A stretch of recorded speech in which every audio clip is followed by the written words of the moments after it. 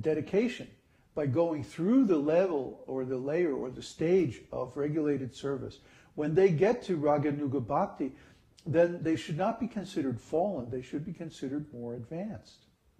And similarly, those who reach the stage of bhava and prema, they should be considered most advanced, even though they don't follow any of the regulative principles externally. They have completely internalized them. So try to understand what we're shooting for. The aim here is prema bhakti. Prema bhakti means intense, spontaneous love of Krishna.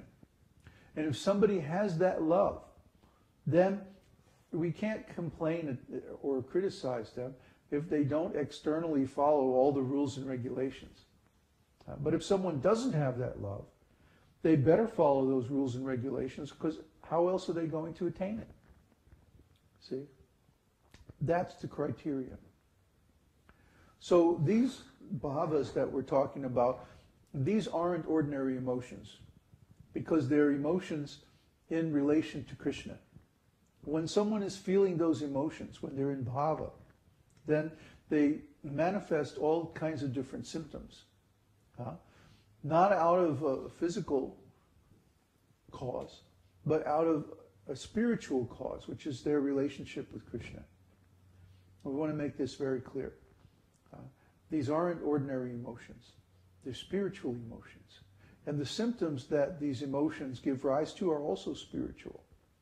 And they're due to the devotee's intense emotional relationship with Krishna. And when that relationship is disturbed for any reason, then they go through these different symptoms. Like I remember when I was in ISKCON, for example, I used to get sick. Actually, now I never get sick. Or if my body has a little imbalance or something, I can easily correct it. Then I was getting seriously ill. Why? Because my godbrothers kept interfering with my relationship with Krishna, with my relationship with Srila Prabhupada. They wouldn't let me be on the spontaneous platform. They insisted that I come to the platform of regulative principles. They did not understand, for example, that verse that I just quoted by Rishabhdev, that when one attains the result of a particular spiritual activity, he should give up the process that he uses to attain it. You see? When one attains the platform of spontaneous love and devotion for Krishna, then he can give up the process of regulated devotional service. Actually, most people, most devotees, never even follow that process very accurately, so they can't claim to have attained the result of it. See? But for those of us who did follow it for many years, then we can say, okay, I followed that and I got the result. And now I don't have to practice these regulative principles so strictly because I'm on the platform of spontaneous devotional service, Raganuga Bhakti. And I'm following the example of such and such devotees. You see? Like that. So this is all very subtle, and it's all dependent on the devotee's integrity and honesty. If someone is saying, well, I'm on the platform of Raganuga Bhakti, and they're not, then this is a great offense, and they are fallen. But if someone really is on that platform, they should get the benefit of that. They should be recognized for that. That's our whole contention with our godbrothers. Our godbrothers do not want to recognize us because we follow the path of spontaneous devotional service. They're saying, no, you can't do that. Did I ever tell that story? One time I was talking to a Scientologist.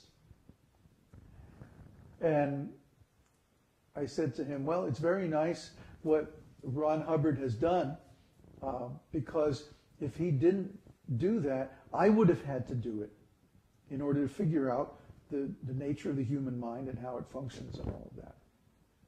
See? This guy didn't know it, but I had gone back to Hubbard's source materials, which was Korzybski and other researchers back in those days. And if Hubbard hadn't figured out some way of actually accessing in treating the different aspects of the mind and resolving the different wrong computations in the mind, I would have had to figure it out all by myself, because part of my purpose was to do that. So this guy looked at me and he said with complete sincerity, "You can't think that." You can't think that. I mean, really, it took all my self-control not to just crack up completely. Because this guy is such a nonsense. You can't think that. Well, guess what? I just did. So, this is also, there's a nice essay by Paul Graham called "What You Can't Say." And his point is that the things that we can't talk about reveal gaps in our cultural knowledge. They reveal aberrations in our cultural mindset.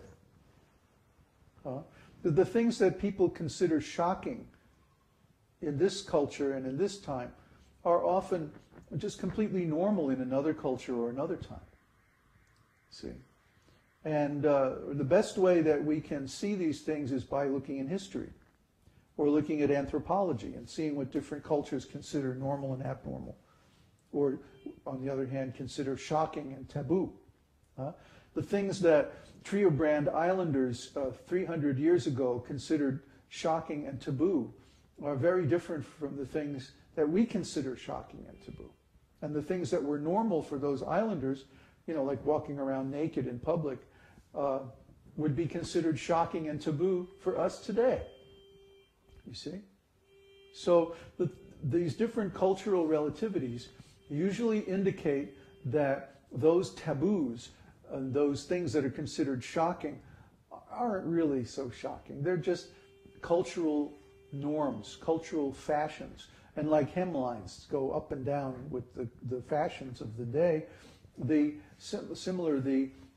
moral fashions or the taboos, the things that you can't talk about, the things you can't say, the things you can't discuss, they also are subject to fashions. So in ISKCON today we have this fashion that you can't talk about Raganuga Bhakti, you can't talk about Bhava Bhakti, you can't talk about self-realization, and especially you can't say, "I'm self-realized." You can't say, "I'm on the platform of Raganuga Bhakti." You can't say, "I'm an advanced devotee. I'm an Uttamadhikari or even a Madhyamadhikari." Everybody has to say, "Oh no, I'm just a neophyte. I'm lower than the straw in the street. I don't know anything. I haven't realized anything. And I have to just be at the lowest level of devotional service forever." Well, I don't buy that. I don't accept that. See? So there are two ways with dealing with cultural taboos and relativities. One way is through diplomacy. You yourself think whatever you like. You just don't say anything about it. And then there's the other thing you can do, which is just take yourself out of that culture and put yourself in a culture that isn't so aberrated. Well, I tried the first method. For many years, I didn't talk about, or I tried to limit talking about the things that I thought that were part of ISKCON's cultural blind spots. But that didn't work out very well because I couldn't express my feelings. I couldn't express my normal feelings of love for Krishna. I was inhibited. I was actually prohibited from speaking these things. And when I did speak them, I got in huge trouble. So that was so painful. I had to take myself out of ISKCON. And it was actually less painful to be in a society of ordinary materialistic people because they just didn't care what I said. But gradually, somehow or other, we have put together a small group of people who understand these issues. And it's okay with them if I'm self-realized. Because guess what? That means they can become self-realized too. Anybody can become self-realized. Everybody should become self-realized. We're not a religion. We're not trying to stop people from becoming self-realized by creating an artificial intermediary between them and God. We're saying everyone should become self-realized by having a direct personal relationship with God. That way, I get to have my personal relationship with God too. That's normal. See, that is the normal spiritual condition. That's healthy. That's where everybody should be, and actually is, if they would only remember it. So everybody can attain self-realization. Everybody can become advanced. But very few people will become advanced. Why? Because they choose not to. They choose to remain attached to the material illusion based on the bodily conception of life. And that's their choice. We can't do anything to force them. But we say, if you